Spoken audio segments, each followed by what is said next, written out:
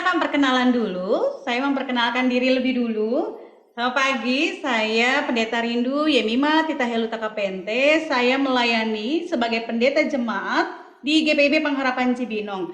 Hari ini saya ditemani dengan dua orang teman saya. Ada yang sebelah kiri dan sebelah kanan. Lebih baik langsung mereka yang perkenalan sekalian ya. Dimulai dari sebelah kiri. Nama saya Jessica adalah Potinais. Dan yang sebelah kanan. Siapa namamu? Hai, selamat pagi. Nama saya Kristabel Golda Meyer Romali Siombing. Oke, selamat pagi. Kita say hi dulu untuk semua. Hai. Hari ini kita sama-sama mau baca Alkitab. Terus kita sama-sama mau merenungkannya ya.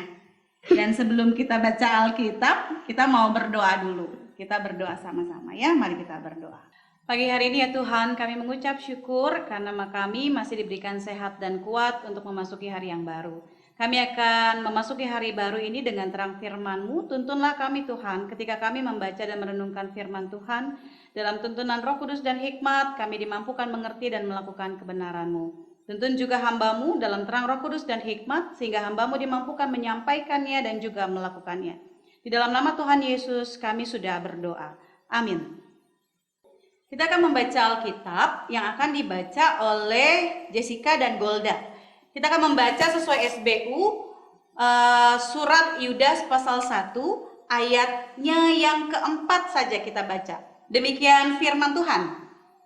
Sebab ternyata ada orang tertentu yang malah masuk menyelusup di tengah-tengah kamu, yaitu orang-orang yang telah lama ditentukan untuk dihukum. Mereka adalah orang-orang yang fasik, yang menyalahgunakan kasih karunia Allah kita untuk melampiaskan hawa nafsu mereka dan menyangkal satu-satunya penguasa dan Tuhan Yesus Kristus.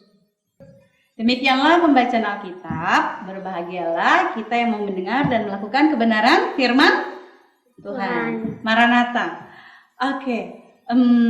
Hari ini kan Bu Pendeta ditemani Jessica sama Golda. Jessica sama Golda ini papa mamanya presbiter di GPIB Pengharapan Cibinong ya. Kalau kamu siapa yang presbiter, papa atau mama? Mama. Kalau kamu? Apa? Jadi papa sama mama ini yang baru diteguhkan kemarin ya. Senang ya lihat papa mama pelayanan di gereja ya. Mereka itu berarti pemimpin-pemimpin yang ada di gereja. Tugasnya sama kayak Bu Pendeta. Sama-sama melayani umat Tuhan di Pengharapan Cibinong. Nah hari ini membaca surat Yudas pasal yang pertama ayat 4, ayat 3 sebenarnya ayat 3 sampai 9, tetapi kita hanya baca di ayat yang keempat saja. Dibilang ada orang-orang yang dikatakan orang fasik menyalahgunakan kasih karunia Allah untuk melampiaskan hawa nafsu mereka. Jadi begini, sering dengar kata kekuasaan ya? Iya. Kekuasaan, penguasa. Biasanya kekuasaan seorang penguasa mereka adalah seorang pemimpin. Contohnya, kalau di sekolah itu ada ketua kelas, gitu ya. Kalau di kelompok ada ketua kelompok.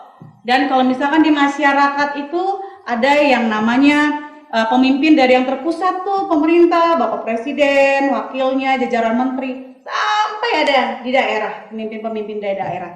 Yang kita sering dengar ada Pak RT, Pak Lurah gitu ya. Terus sering dengar nggak? Banyak orang kadang-kadang suka berkelahi karena kekuasaan. Ya kan? Suka berkelahi karena kekuasaan ya. Biasanya orang berkelahi karena kekuasaan itu ada beberapa hal nih Bu Pendeta kasih tahu. Yang pertama, karena mereka menyenangi kekuasaan itu untuk dirinya sendiri. Jadi mereka senang ketika mereka jadi pemimpin dan mereka senang ketika orang itu tunduk sama mereka. Itu yang pertama, makanya kita kenal ada diktator. Gitu ya. Kalian pasti sering dengar ya. Nah, yang kedua, ada seorang pemimpin yang dia tahu bahwa ketika menjadi seorang pemimpin sangat nyaman menjadi seorang pemimpin. Lalu dia tidak sadar bahwa ketika menjadi pemimpin ada saatnya naik, tetapi juga ada saatnya dia harus turun.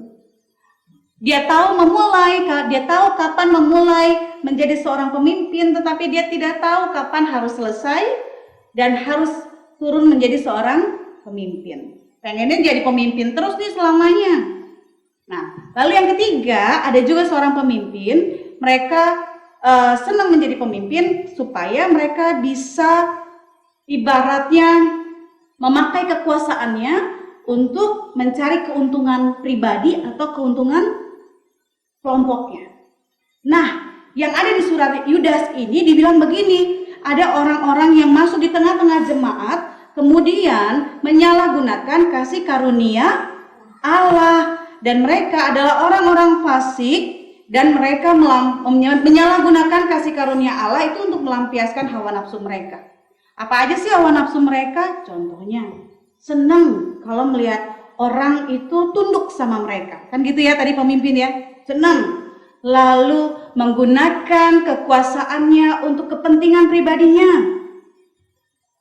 Katanya, kalau kalian tahu hari ini adalah hari korupsi sedunia. Memperingati hari korupsi supaya orang-orang itu terhindar dari yang namanya korupsi. Bu Pendeta mau sampaikan dari firman Tuhan ini bahwa suatu saat kalian, kalau Tuhan kasih kesempatan menjadi seorang pemimpin, suatu saat kalian diberikan kesempatan, entah itu jadi ketua kelas, ketua kelompok, atau saat kalian sudah dewasa, kalian menjadi pemimpin di tengah-tengah masyarakat, Bu Pendeta mau sampaikan bahwa seorang pemimpin tugasnya adalah membantu banyak orang dan menjadi saluran berkat bagi banyak orang.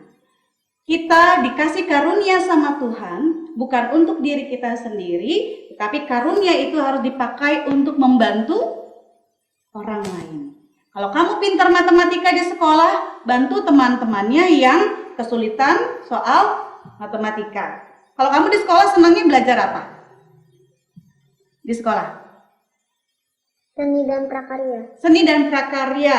Kalau kamu punya teman-teman kesulitan masalah seni dan prakarya, kamu bantu teman-temannya masalah seni dan prakarya.